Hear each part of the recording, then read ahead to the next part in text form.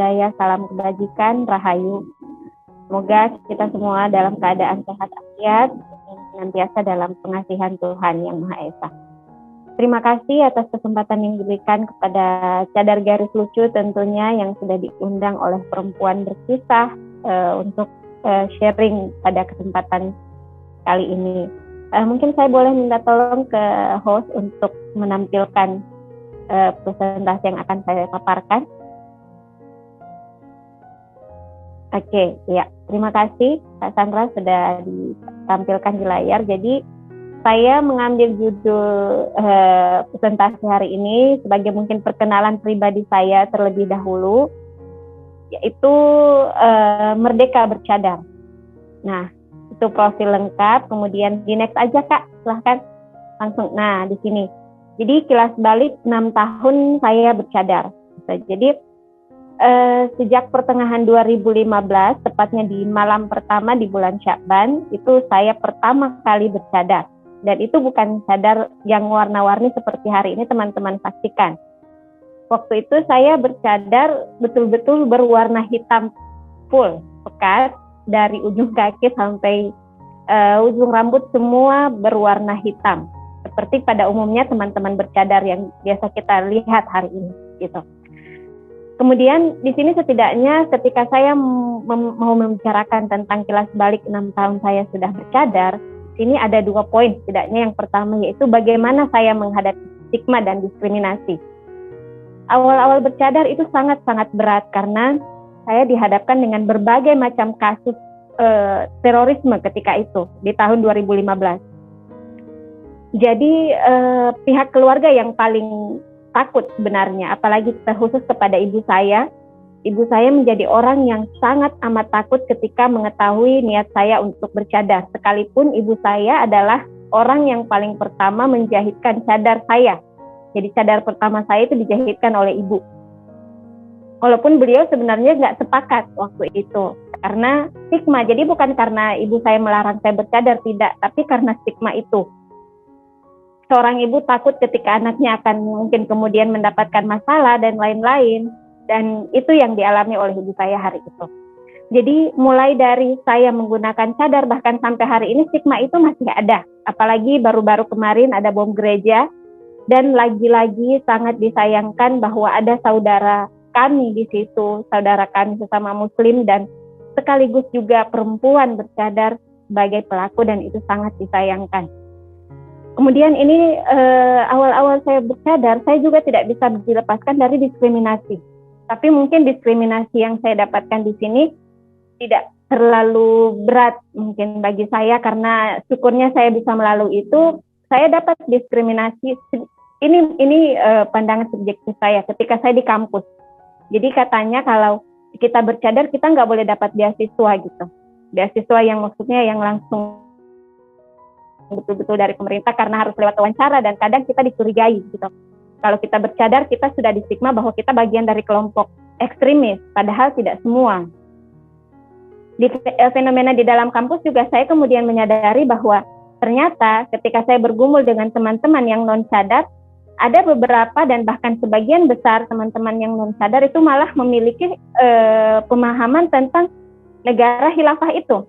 Nah, di sini kemudian saya merilis prasangka saya bahwa inilah yang harus saya sampaikan kepada teman-teman yang selalu menganggap bahwa cadar itu adalah kelompok ekstrim, kelompok teroris, bahkan teman-teman non-cadar pun ada yang memiliki pemahaman seperti itu. Nah, di sini saya mungkin mau mengklirkan bahwa pakaian kita tidak bisa dijadikan sebagai satu-satunya untuk menstigma bahwa isi pikiran kita seperti itu, gitu.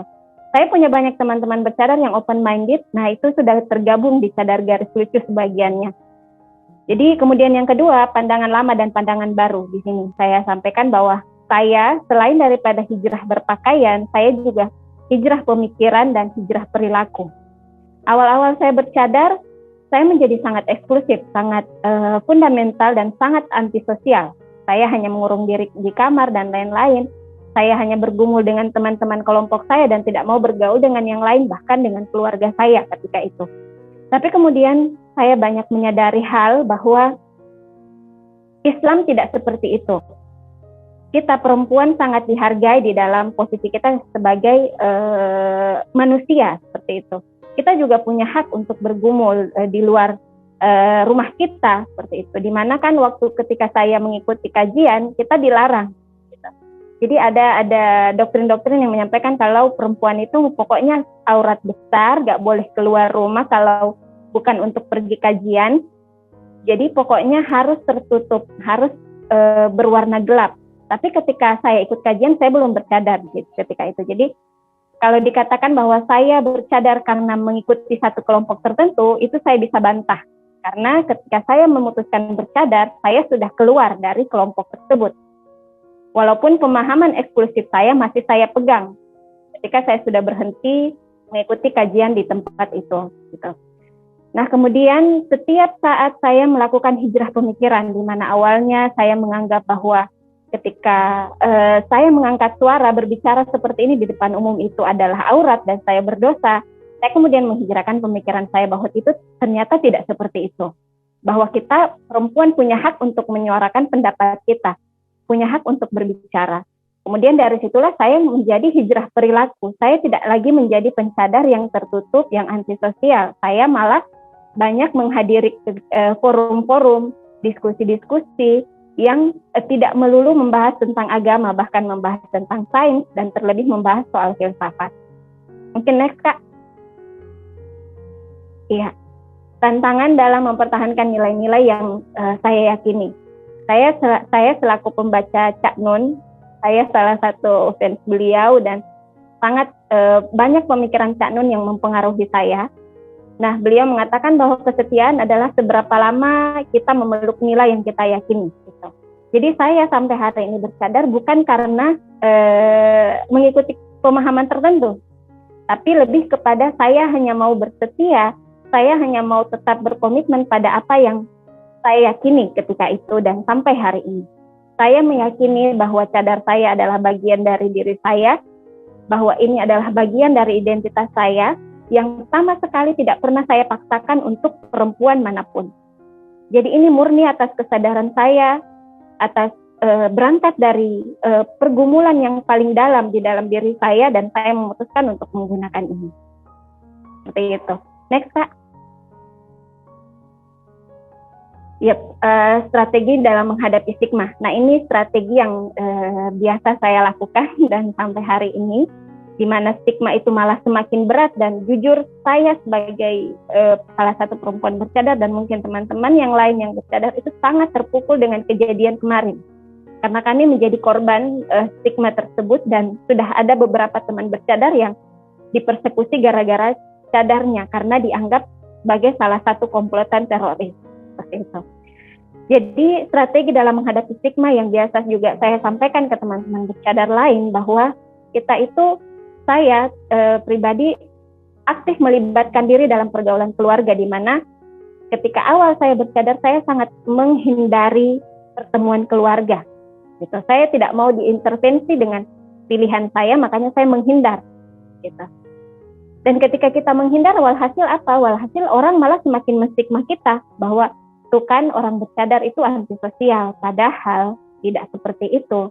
Nah makanya saya aktif di dalam melibatkan diri saya di dalam keluarga, kemudian aktif di berbagai forum diskusi kampus. Nah, saya ketika di kampus, saya malah tidak bergumul dengan teman-teman bercadar. Saya malah banyak bergumulan dengan teman-teman yang non-cadar. Saya banyak bergumul dengan dosen-dosen, dengan aktivis-aktivis di kampus. Dan saya adalah orang bercadar yang malah menghindari pergaulan dengan orang sama bercadar.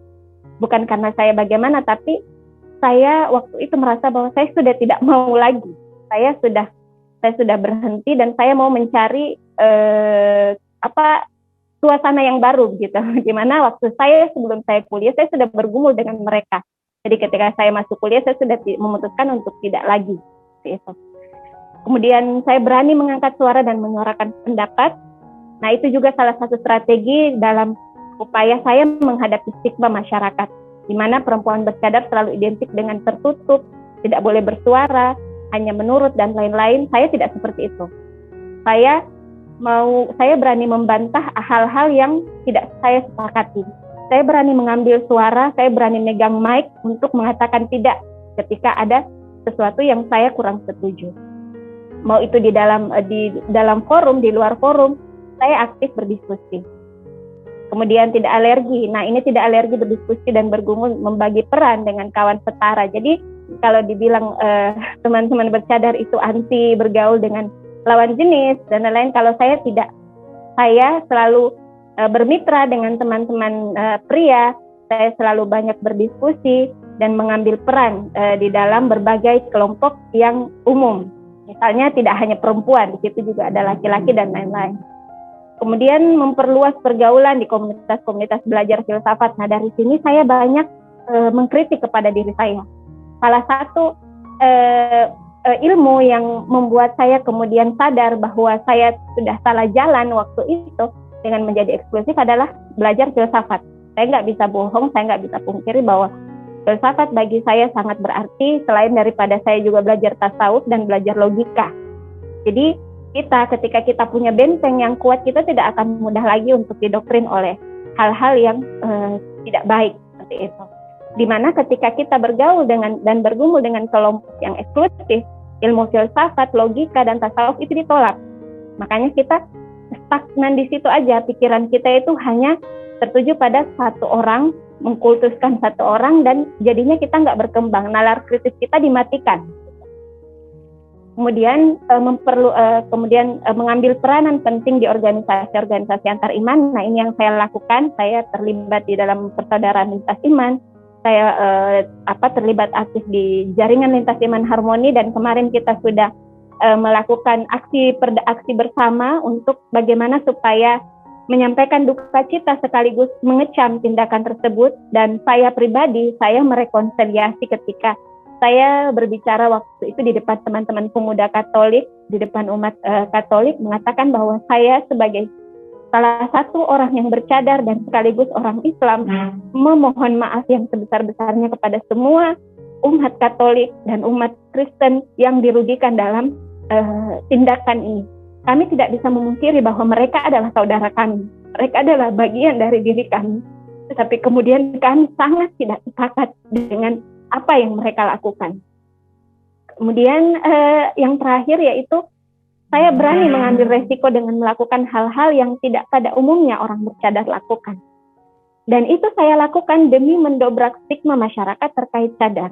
Gitu. Jadi saya sebenarnya tidak sepenuhnya didukung oleh teman-teman bercadar yang lain. Maksudnya teman-teman bercadar yang cenderung eksklusif dan punya juga pemahaman sendiri. Dan saya juga tidak menyalahkan itu, karena itu saya percaya bahwa dia berangkat dari kesadaran dia, dan saya berangkat dari kesadaran saya untuk memilih ini, di mana saya memilih berwarna-warni, saya memilih untuk bergumul dengan teman-teman lintas iman, saya masuk ke rumah-rumah ibadah, itu demi untuk mendobrak stigma tersebut. Jadi bukan apa-apa bahwa saya mau, kadang-kadang ada teman bercadar mengatakan bahwa saya hanya mau populer katanya, saya hanya mau mendapat perhatian, padahal tidak sama sekali. Saya hanya ingin menolong diri saya khususnya dan teman-teman di belakang saya yang mendukung saya untuk mengambil peran seperti itu.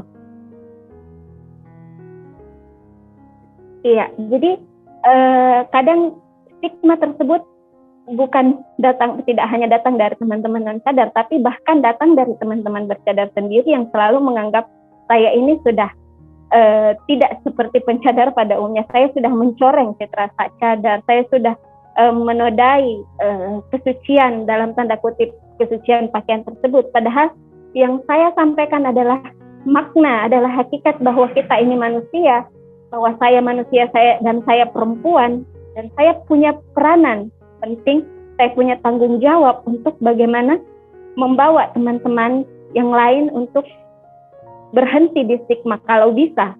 Tetapi kalaupun tidak, setidaknya kami sudah bersuara seperti itu. Next, Kak. Baik, ini mungkin yang terakhir slide saya. Jadi pengalaman sama dengan pengamalan. Jadi ketika saya pribadi sudah punya pengalaman tentang bagaimana saya di stigma, tentang hal-hal positif yang saya dapatkan juga ketika saya bergumul dengan teman-teman antar iman. Nah, inilah yang saya amalkan. Jadi input yang saya dapatkan adalah menyadari betapa pentingnya menjadi manusia bijak dengan banyak mengudar stigma, tentang berbagai macam realitas yang melingkupi identitas-identitas berbeda di luar diri saya. Jadi saya pribadi, saya senang untuk bergaul dengan teman-teman yang di luar komunitas saya. Itu menjadi salah satu hobi bagi saya, memang dari dalam diri saya. Jadi bukan karena apa-apa, tapi memang saya sangat senang untuk bergaul dengan hal-hal baru, dengan orang-orang baru gitu. Jadi kalau orang mungkin mengatakan kok Cadar bisa hadir di sini, kok Cadar bisa hadir di situ, ya karena memang saya senang. Saya senang untuk mencari tahu, untuk belajar hal baru, ketemu dengan teman-teman Buddha, teman-teman Hindu, datang ke vihara, bertamu dengan Romo, berdiskusi. Dan itu yang membuat saya bahagia. Sampai hari ini, dengan saya bercadar, alhamdulillah, saya tidak mendapatkan kendala berarti apapun, karena seperti yang saya yakini bahwa kita ditolak, cadar ditolak karena kita sendiri yang menolak realitas kita. Tetapi ketika kita menerima realitas kita menerima perbedaan, merangkul perbedaan, maka pasti orang lain pun akan merangkul kita, pasti orang lain pun akan menerima kita dan tidak lagi menstigma kita. Dan itu yang saya dapatkan. Maka kemudian output saya dari input yang tadi saya sampaikan, bahwa saya memilih untuk menerima perbedaan dengan aktif melakukan pergumulan dari berbagai identitas berbeda dan turut serta dalam memperjuangkan kesetaraan dengan asas keadilan bagi kaum perempuan dan kemanusiaan. Itu dari saya. Nah, yang terakhir mungkin slide-nya, Kak. Oke. Jadi ini salah satu kutipan hadis yang saya imani sejak saya memutuskan untuk berhenti menjadi perempuan yang eksklusif, yang tertutup, yang ekstrim, bahkan karena saya sudah menyalahkan orang lain, saya sudah banyak bertindak buruk terhadap orang lain. Nah, ini kemudian yang saya yakini sampai hari ini, bahwa ketika saya menyayangi semua makhluk di bumi, maka pasti seluruh makhluk yang di langit akan menyayangi saya. Itu dari saya, mohon maaf atas segala kekurangan. Insya Allah kita akan berdiskusi. Terima kasih. Assalamualaikum warahmatullahi wabarakatuh. Terima kasih banyak Ainun atas